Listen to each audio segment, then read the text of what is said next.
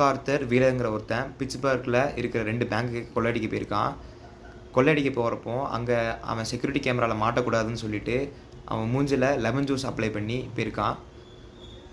அவன் வீட்டில் அந்த லெமன் ஜூஸை ஃபேஸில் அப்ளை பண்ணி செக் பண்ணி பார்க்குறப்போ அவனோட போலரைட்டில் வந்து ஃபோட்டோ சரியாக விழலை.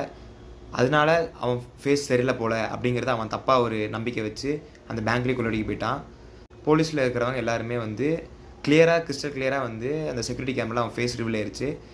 ஆனால் அவனை வந்து கஸ்டடியில் எடுத்ததுக்கப்புறமே அவன் வந்து அவ்வளோ கான்ஃபிடண்ட்டாக இருந்தான், நம்ம மாட்ட மாட்டோம், நம்ம ஃபேஸ் ரிவீல் ஆயிருக்குது. ஏன்னா அவன் வந்து லெமன் ஜூஸை தான் நம்ம மூஞ்சில் மாஸ்க்கை தடவிட்டானே அப்படிங்கிற மாதிரி நினச்சிட்டு இருந்தான். இந்த இன்சிடென்ட்க்கு அப்புறம் தான் 2 சைக்காலஜிஸ்ட் டன்னிங்கும் க்ரூகரும் ஏன் இவன் எப்படி பிஹேவ் பண்ணா அப்படிங்கிற மாதிரி யோசிக்க ஆரம்பித்தாங்க.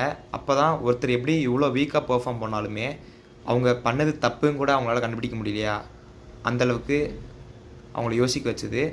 அதுக்கப்புறம் தான் ஒரு எக்ஸ்பிளைன் பண்ண ஆரம்பித்தாங்க. அந்த எக்ஸ்பிளைன் பண்ணதை வச்சு நிறைய பீப்புள் வச்சு அதை டெஸ்ட் பண்ணி பார்த்தாங்க. அதுக்கப்புறமா தான் தெரிஞ்சு எந்த குரூப் வந்து கம்மியாக பெர்ஃபார்ம் பண்ணுறாங்களோ அவங்க வந்து அவங்களோட கான்ஃபிடன்ஸ் வந்து அதிகமாக இருக்குது, ஓவர் எஸ்டிமேட்டடாக இருக்குது.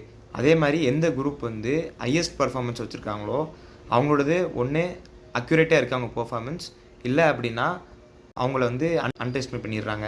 ஒரு விஷயம் நம்ம ஸ்டார்டிங் கற்றுக்க ஆரம்பிக்கிறப்போ நம்மளுக்கு வந்து கான்ஃபிடன்ஸ் பீக் ஆகும், அது மூலிமா நம்மளுக்கு எல்லாமே தெரிஞ்சிருக்கோம் அப்படிங்கிற மாதிரி நம்ம நினச்சிப்போம். ஆனால் அது விஷயத்தை பற்றி நம்ம டெப்த்தாக போக போக போக தான் நம்ம இன்னும் சர்ஃபேஸ் லெவலில் தான் தெரிஞ்சிருக்கோம், இன்னும் நம்மளால் நிறைய தெரிஞ்சுக்க வேண்டியிருக்கு அப்படிங்கிற மாதிரி நம்மளுக்கு புரிய வரும்.